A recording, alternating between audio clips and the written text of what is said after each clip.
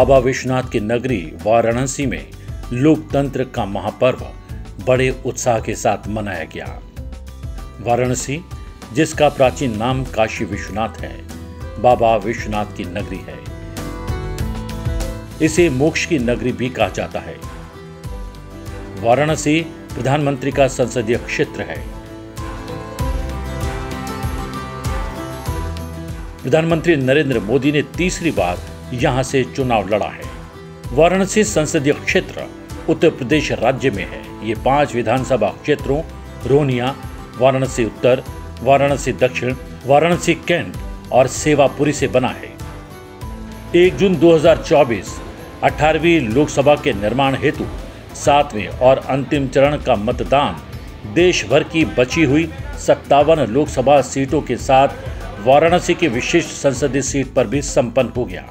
वाराणसी के हर मतदान केंद्र पर भारत के निर्वाचन आयोग की तैयारियां साफ तौर पर नजर आ रही थीं।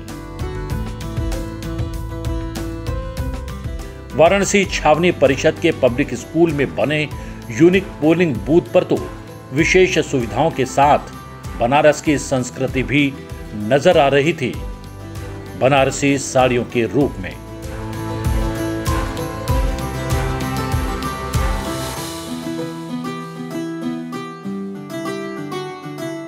आज लोकतंत्र का महापर्व है और ये जो आज का माहौल है वो शादी ब्याह के बराबर ही है। इट इज़ अ सेलिब्रेटरी माहौल।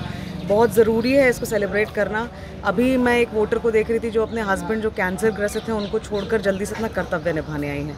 तो मैं इस पोलिंग स्टेशन के बारे में बता दूं, हम लोगों के यहाँ यूजुअली हर बार 5 अलग अलग जगह पर स्पॉट्स होते थे। इस बार सबको कंबाइन कर दिया है तो और ग्रैंड सेलिब्रेशन हो गया है। और थीम हमको क्योंकि कैंटोनमेंट बोर्ड हमेशा एनवायरमेंट फ्रेंडली काम करता है, ये हमारा तीसरा ज़ीरो वेस्ट इवेंट है, तो एक पहला थीम है हमारा ज़ीरो वेस्ट इवेंट होना।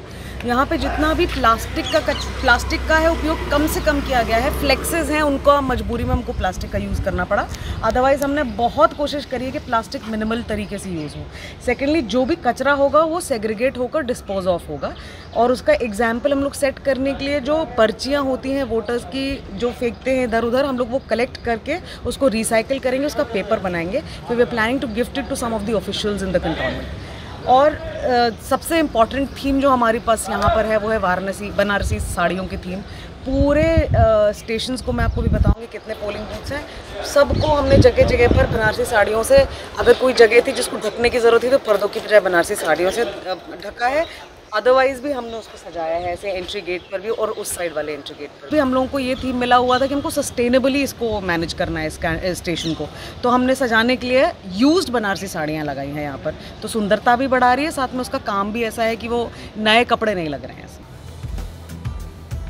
छावनी परिषद के इस मॉडल बूथ पर महिला मतदाताओं में ऐसा उत्साह था कि कुछ महिला मतदाता तो सुबह 6:30 बजे ही पोलिंग बूथ पर मतदान करने के लिए पहुंच गई। मेरे हस्बैंड कैंसर पेशेंट है और मेरे को बहुत इच्छा है कि सबसे पहले आके वोट दूं और खासकर इस देश के लिए इतना अच्छा काम हुआ है। Thank you. ये मॉडल पोलिंग स्टेशन वीआईपी मतदान केंद्र भी था। जी हाँ, इस मतदान केंद्र पर मतदान करने में वाराणसी संसदीय सीट पर मतदान कराने के कर्णधार भी शामिल थे, जिसमें जिला चुनाव अधिकारी, पुलिस आयुक्त, मुख्य विकास अधिकारी और एडीजी लॉ एंड ऑर्डर भी शामिल थे।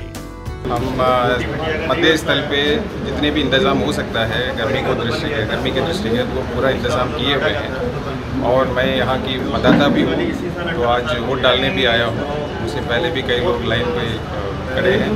बहुत खुशी है कि आज हम अपना मताधिकार का प्रयोग करने जा रहे हैं और सभी जनपद वासियों से भी अपील करूंगा कि अब अपना मताधिकार करें। मॉडल बूथ में मूलभूत सुविधाएं तो रहती है, उसके साथ साथ यहाँ की विशेषता, यहाँ की जो महत्व है उसको भी प्रदर्शित करने के लिए अलग अलग थीम पे बनाया था। जैसे ये मॉडल बूथ है, इसको बनारसी साड़ी के थीम और ODOP के भी थीम दिए हुए हैं। इसके साथ साथ एक जो मतदाता वोट डालते हैं कोई QR कोड बाहर लगी हुई है, उसको वो स्कैन करके अपने फ़ोटो के साथ एक सर्टिफिकेट भी जनरेट कर सकता है, डिजिटल सर्टिफिकेट, जिसमें उसके फ़ोटो युक्त एक सर्टिफिकेट उनको मिल जाएगा।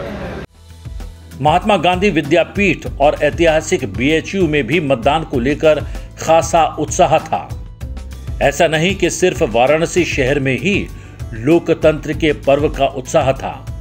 वाराणसी के ग्रामीण क्षेत्रों के मॉडल और सामान्य पोलिंग बूथ में शहरों से भी अधिक मतदान की दीवानगी देखने को मिल रही थी। 7वें चरण की अन्य 56 संसदीय सीटों के साथ वाराणसी लोकसभा सीट पर भी मतदान पूरा हुआ और इसके साथ ही संपन्न हुआ लोकसभा चुनाव 2024। अब सभी उम्मीदवारों सहित देश का हर नागरिक बेसब्री से इंतजार करेगा 4 जून का, जब इन लोकसभा चुनाव का नतीजा घोषित किया जाएगा।